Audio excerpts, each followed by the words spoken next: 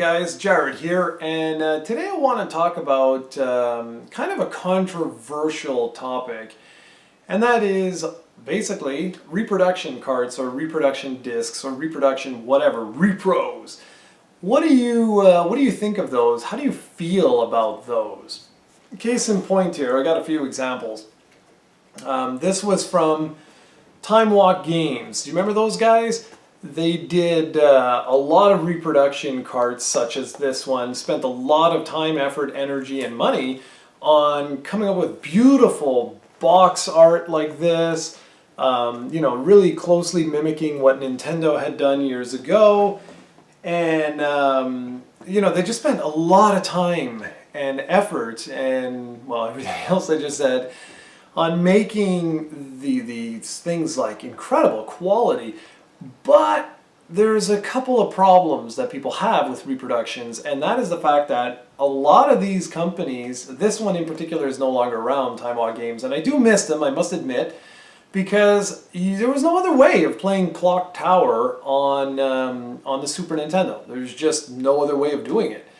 So what the problem is that the artwork you see, these guys didn't do.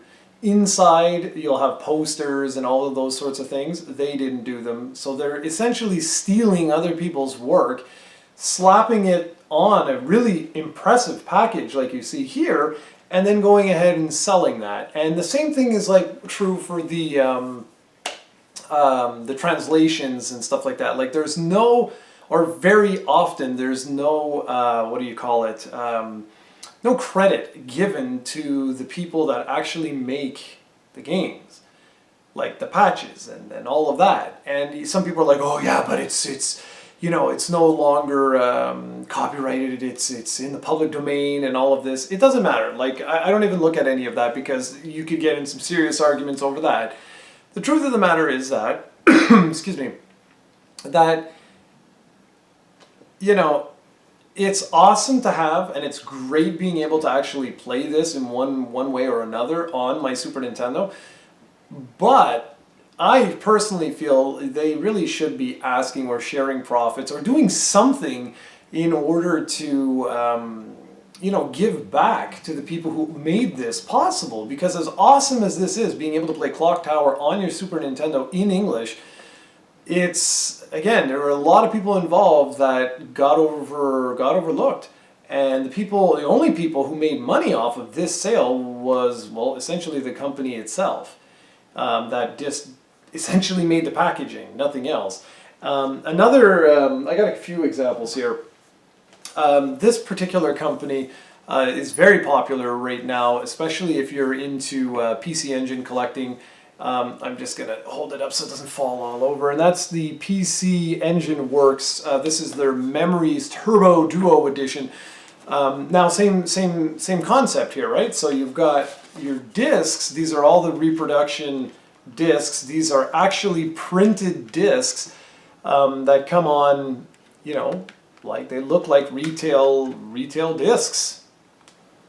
You know what I mean? Like that's a high quality produced item there, and it's fantastic. It's awesome to be able to have this and play this, because this right here would literally be probably like $2,000 you'd be looking at, given the games that are featured here.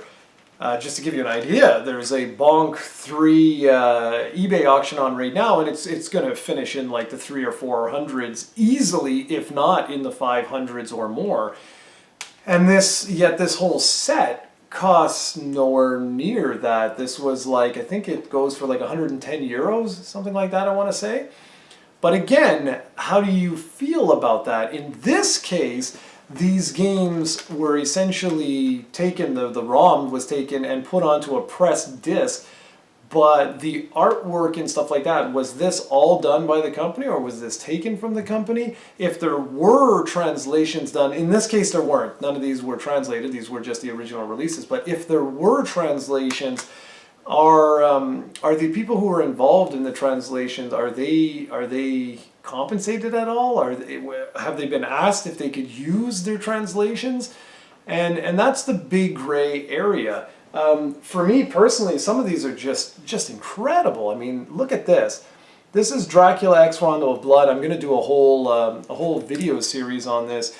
But I mean, look at the quality. Just look at the quality of this is absolutely staggering. And like here's a perfect example. We have Dracula X Castlevania Rondo of Blood. This has been translated to English, this bottom disc here. But again, has there been any credit given to those people who translated? And I don't know. I don't have the answer for that. And just want to show, like, inside, you know, like some of the artwork and stuff like that here. So it's definitely a gray area. I mean, I don't think anyone can argue that.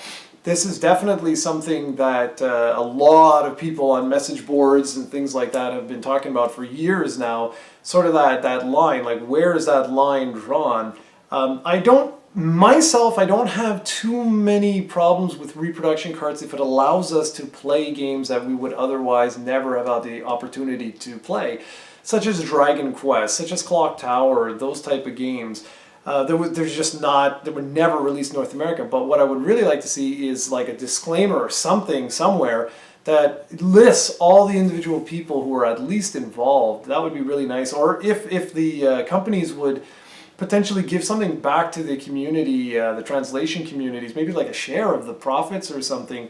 I also do really respect this sort of stuff because there's no other way of experiencing these games. You could go on the virtual console, but a lot of that is not exactly the same. It's not the same as having a TurboGrafx controller in your hand or a PC Engine controller in your hand. And personally, like these new special editions from PC Engine Works, we have Might and Magic 3 and we have Beyond Shadowgate, which I'll be going into. These are old VHS boxes. Like, this is incredible.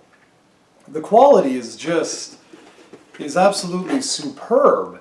Look at that. Unbelievable. And like I say, I mean, I'm going to go into all this, but the purpose of this vlog is just how do you feel about reproductions as a whole? Is there a way of doing it right? Like, is there a way of doing it proper? I mean, I love these special editions. I love being able to play games that otherwise I would not have access to. I can't be paying $500 for every single game I play. It's just way too much. So yeah, leave a comment. I'd like to get an interesting topic going. There's a lot of people have a lot to say on both sides of this equation. And like I said, for me, if the game was never released here or there's no other way for me to really experience the game, I'm okay with reproduction carts. I just kind of wish that people would give the necessary credit for the art and things like that, because otherwise you could look at it as saying, well, you're stealing. And then there's the other side of the reproduction spectrum, which is, for example, let's say I made Bonk 3, but I purposely copied everything from the original and tried to sell it off as an original product. That is a whole other area that I really disagree with, because if you know it's a reproduction, you need to have a stamp. Like, these all have stamps, you know this is not the original thing. But if you try and get away, like, purposely to shaft someone to get like $600, say, for, or whatever this game goes for now, that I would have a real problem with, because that's like, you're criminal. Like, what are you doing? That it's counterfeit, it's fake what you're doing. So I'm a little bit like mixed with these things. Like I say, I mean, on one hand, I really appreciate what's being done, and it allows people like myself to actually play these games. But on the other hand, I would really like if I saw a lot more credit being given to the people who do translation patches, or where the art comes from. If it's original, don't just take someone's fan art and then slap it on your product and sell it. That's kind of, you know. Anyways, guys, that's it. That was I just wanted to do a little vlog about that. I am going to do another video showing the PC Engine Works, the Rondo of Blood, and the other these two bad boys in further detail in another video. It's very, very impressive. The packaging alone is very, very impressive. Alright guys, that's pretty much it. So yeah, leave a comment below. Let's get a little conversation going on reproductions, and what do you feel, or how do you feel about them, and what do you think? Alright guys, that's it for me. I'm out. I'll see you all in the next video.